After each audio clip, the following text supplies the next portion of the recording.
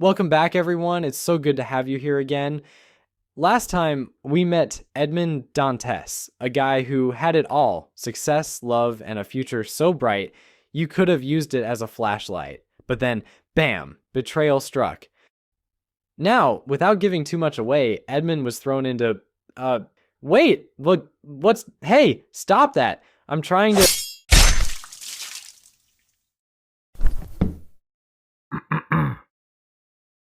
Lucas will not be joining us anymore due to some reasons. My name is irrelevant. All you need to know is that I will guide you through today's story. Last time, we witnessed the beginning of a legend. Edmond Dantes, wrongly imprisoned, left to rot in the dark, betrayed by those he trusted. But now he begins his transformation. Today we'll witness the spark of hope, the daring escape, and the beginning of a revolution, one man's rise from the ashes. Prepare yourselves, because this is not just a story, it's a reckoning. Just how long can a person hold on to hope? Feeble, fickle hope. For Edmond Dantes, that question haunted him every single day. Locked away in the Chateau d'If, he was surrounded by nothing but stone walls, the sound of crashing waves, and silence so heavy it felt like it could crush him. At first, Edmund tried to believe it was all a mistake. He'd pace his tiny cell, whispering to himself, "They'll realize I'm innocent. They have to." But as the days turned into weeks, and the weeks into months, that hope, it started to feel like an empty promise. Time moved differently in that cell. The walls were damp, cold, and unchanging, like they were mocking him. The air was thick, suffocating, and every breath reminded him that he wasn't free. He'd sit there in the dark, running his hands over the rough stone, whispering, "What did I do to deserve this?" But there were no answers, only silence. And the loneliness? That was the hardest part. There was no one to talk to, no one to even look at. The days felt like a blur, one blending into the next, until eventually, it felt like time itself had just stopped. Some nights, he'd think about the life he left behind, the Pharaon, Mercedes, his father, and then the questions would come. Did they forget me? Do they think I'm guilty? He wondered, his voice breaking. He wanted to scream, but even that felt pointless. No one would hear him. It was enough to make anyone give up. And Edmund? He almost did. But then, one day, it happened. A sound. Faint at first. Scratching. Edmund froze, his heart pounding in his chest. For the first time in years, there was something. Someone. At first, Edmund thought he was imagining it. "Am I losing my mind?" he whispered to himself, terrified. But the sound didn't stop. It grew louder, closer. He pressed his ear against the cold stone wall, and for the first time in what felt like forever, his heart raced with something other than despair. "Hello? Who's there?" Edmund called out, his voice trembling with a mix of fear and hope. The scratching paused for a moment, then came a reply, soft and faint but unmistakable. "A prisoner, like you." Edmund's breath caught in his throat. He wasn't alone anymore. The voice belonged to Abbe Faria, a man who had been digging a tunnel in an attempt to escape the prison. And when Faria finally broke through the wall into Edmund's cell, it was like a lifeline had been thrown into his dark, suffocating world.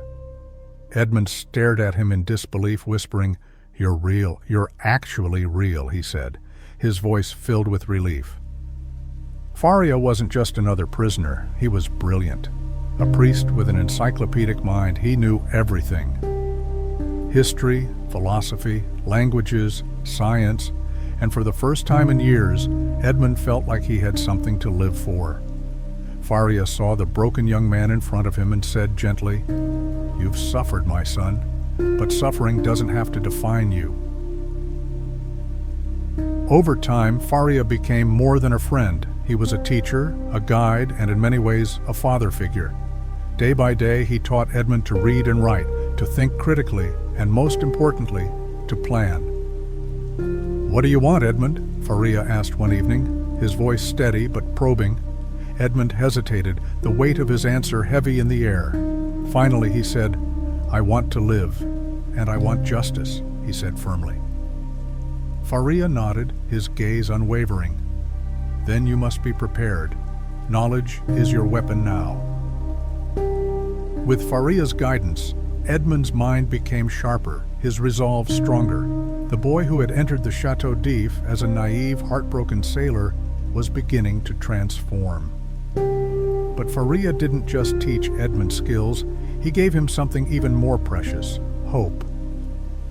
"There's a treasure hidden on the Isle of Vengeance," Faria revealed one night, his voice barely above a whisper. Edmund's eyes widened. "A treasure?" he asked, disbelief and curiosity battling in his tone. "Enough to change your life, to rebuild everything that was taken from you." And in that moment, Edmund felt something he hadn't felt in years, a spark of excitement.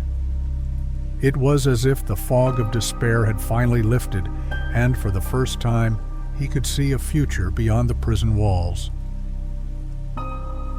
Time moved differently in the Chateau d'If. With every day, Edmund grew more and more reliant on Abbe Faria, not just as a mentor, but as a lifeline. For years, Faria had been the only person to show Edmund any real kindness. He'd taught him so much: how to read, how to strategize, and most importantly, how to hope. But then, something changed. Faria's health started to decline. He began having these violent seizures, his body shaking uncontrollably as he gasped for air. Edmund watched, helpless, panic rising in his chest as his mentor's strength slowly faded. "Please, Faria, fight it," Edmund whispered, his voice breaking. But the older man could only offer a faint smile, as if saying goodbye. On his deathbed, Faria pulled Edmund close. His voice was weak, barely above a whisper, but every word still carried weight.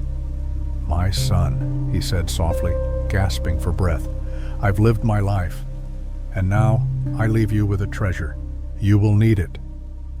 Edmund's heart skipped a beat, confusion and anticipation flickering in his wide eyes. The treasure, the promise of a new beginning. "The Isle of Vengeance," Faria continued, his tone slow and deliberate. "There is gold there, enough to rebuild your life." His voice faltered, trembling with exhaustion. Edmund leaned in closer, desperately clinging to his every word. "But you must use it wisely, Edmund. Power can change a man," he warned. Then, just like that, Faria was gone. Edmund sat there, stunned, his mind racing in disbelief. His heart was in pieces. "No! No!" he cried out in anguish, gripping Faria's hand tightly, but it was too late. The man who had given him everything, hope, purpose, a way to survive, was gone, and Edmund was left alone once more. But this time, it was different. For the first time in years, Edmund didn't feel the crushing weight of despair. Instead, something else started to stir inside him, something cold, something sharp, a new fire ignited by Faria's words. "Revenge," he said firmly, his tone low and determined. He had a plan now, a purpose, and the treasure. He had waited years for this moment, the day he would finally leave the Chateau d'If, one way or another. But this escape wasn't just about freedom, it was about survival, about proving to himself and to the world that they couldn't break him. And yet, as he crouched in the dark, hands trembling slightly, Edmund felt the weight of fear pressing down on him. "Faria, guide me," he whispered softly, his voice barely audible in the stillness of his cell. Faria's death had shattered him, but it had also given him an opportunity. The guards had sewn Faria's body into a burial sack, preparing to toss him into the sea. And that's when the idea hit Edmund, a terrifying, insane idea. He would switch places with Faria.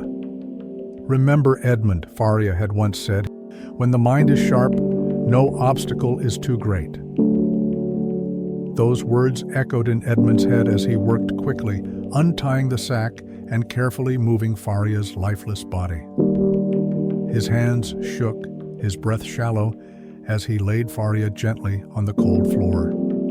"Forgive me, my friend," Edmund whispered sadly, pausing to look at Faria one last time, "but this is my only chance." Sliding into the sack, Edmund's heart pounded like a drum. The rough fabric scratched against his skin, and the smell of death lingered around him. He fought the urge to panic. "Steady yourself," he thought, clenching his fists. "Faria believed in you.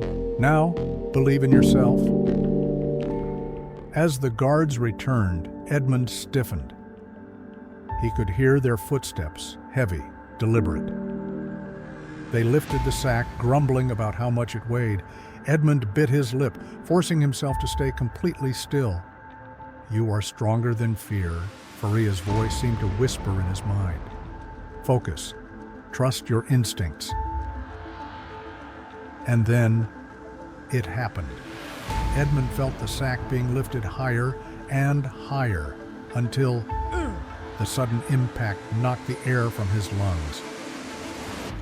He was on a wooden plank being carried toward the edge of the cliffs. "Let's get this over with," one of the guards muttered, his voice impatient. Edmund braced himself, every muscle tense, as they swung the sack back and forth. 1, 2, 3. In an instant, Edmund felt the world drop away. The sack plummeted through the air, twisting and turning before crashing into the icy sea below.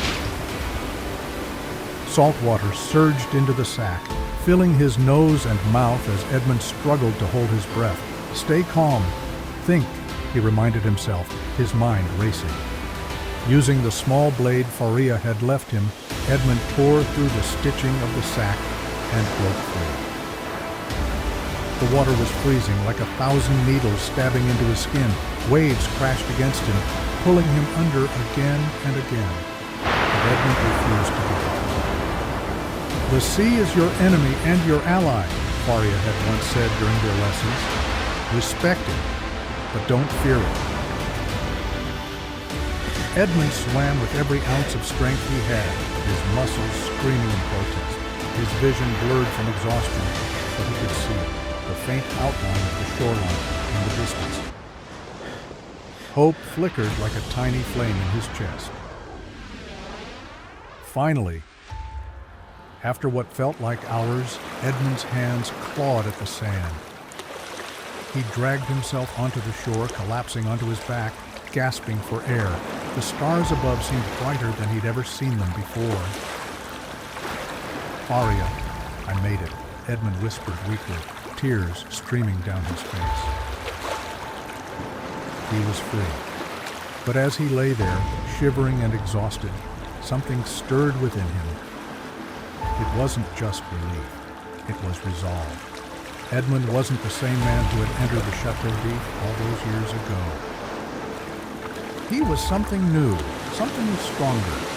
He had escaped the Chateau d'If, but freedom wasn't enough, not yet. He needed power, resources, and above all, he needed Faria's treasure. The Isle of Vengeance. It sounded almost mythical, a place whispered about in legends. But Edmund clung to Faria's words. "The treasure is real, Edmund, and it's waiting for you." For days, Edmund navigated the coastline, hitching rides on ships and working as a sailor to avoid suspicion. Every mile brought him closer to the island, but the journey wasn't easy. His body was weak from years in prison. His mind was sharp. "Remember, Edmund," Faria had once said, "your mind is your greatest weapon." And then, he saw it, the Isle of Vengeance. It rose out of the sea like something out of a dream. Jagged cliffs, lush greenery, and a sense of mystery that sent a shiver down Edmund's spine.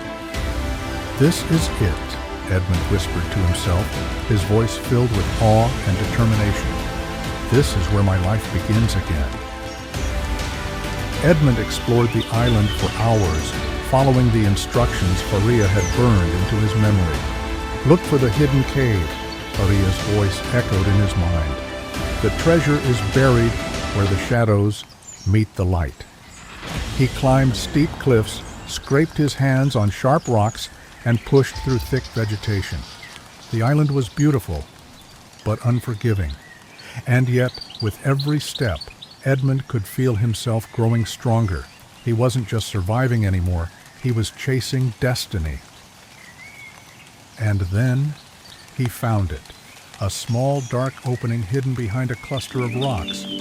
Edmund's breath caught. "This has to be it," he said quietly, his voice trembling with excitement and disbelief. As Edmund stepped into the cave, the air grew cooler. His footsteps echoed against the stone walls, the sound sharp and eerie. His heart pounded in his chest, each beat louder than the last. "Don't stop now," he thought, pushing forward. "You've come too far." And then, there it was, a massive wooden chest, its edges worn with age but still intact. Edmund fell to his knees, staring at it in disbelief. "It's real.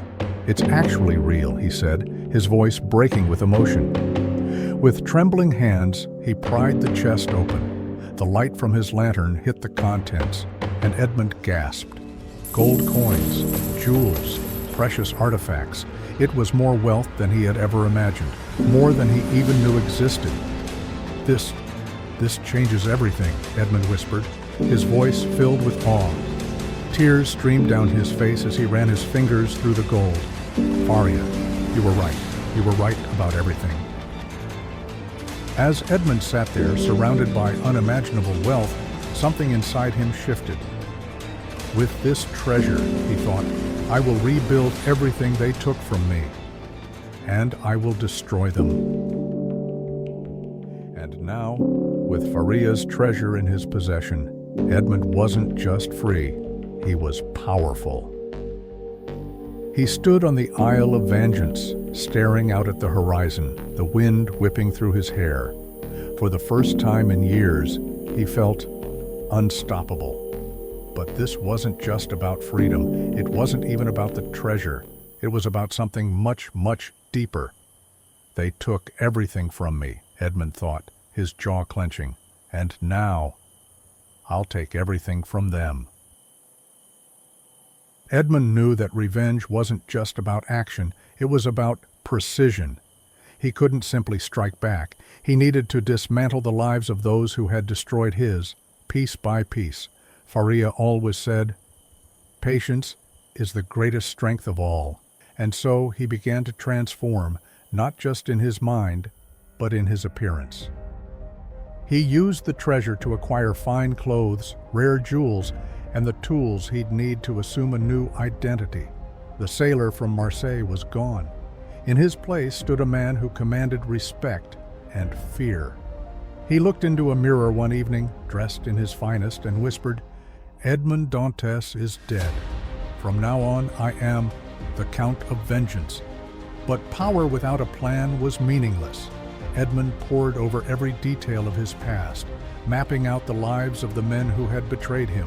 Danglars, Fernand, Villefort, each name burned like fire in his mind. "They rise while I suffer," Edmund thought bitterly, but not for long. With the help of his newfound wealth, Edmund began to build connections.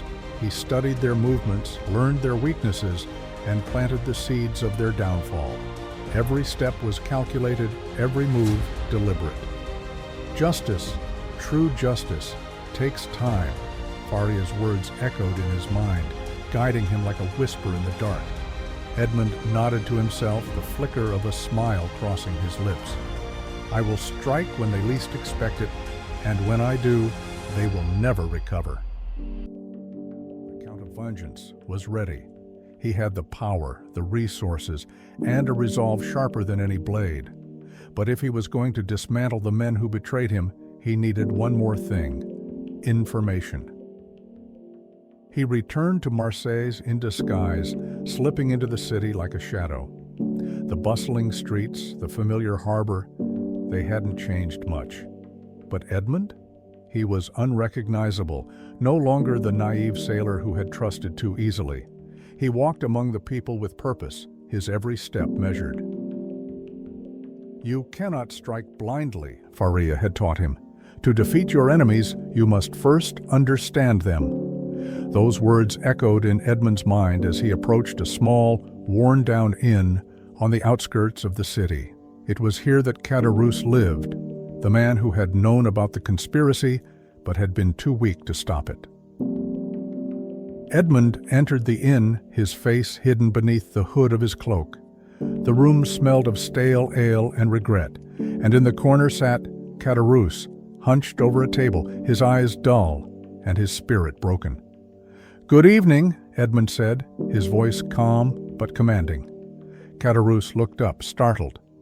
Who are you?" he stammered, his voice laced with fear.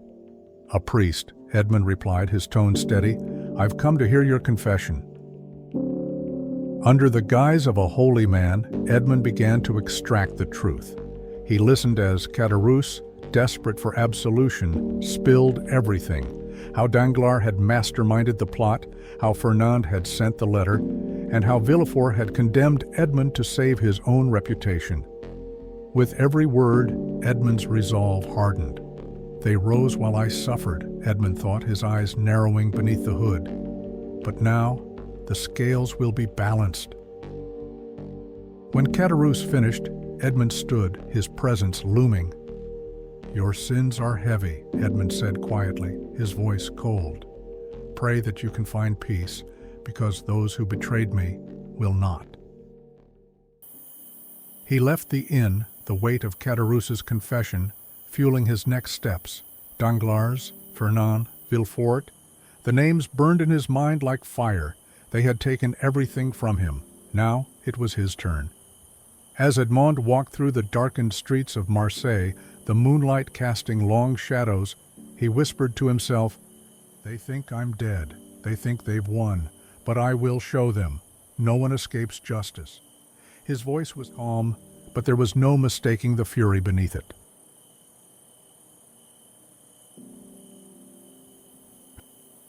And that concludes today's chapter in Edmund's journey. The Count of Vengeance stands on the precipice of something far greater. But let me ask you this. What would you do if you were in Edmund's shoes? Would you seek justice, or would you let it go? Think carefully and comment below. Your answers might reveal more about you than you realize. Before you go, hit the like button, subscribe to this channel, and share this story with someone who needs to be reminded that even the darkest nights have their dawn. Part 3 is already in the works, and you won't want to miss it. For your own good. Finally, if you think you can simply watch this without subscribing, the Count might have something to say about that, and trust me, you do not want his attention. Have you called the man? We need to dispose of the body. Is that thing all?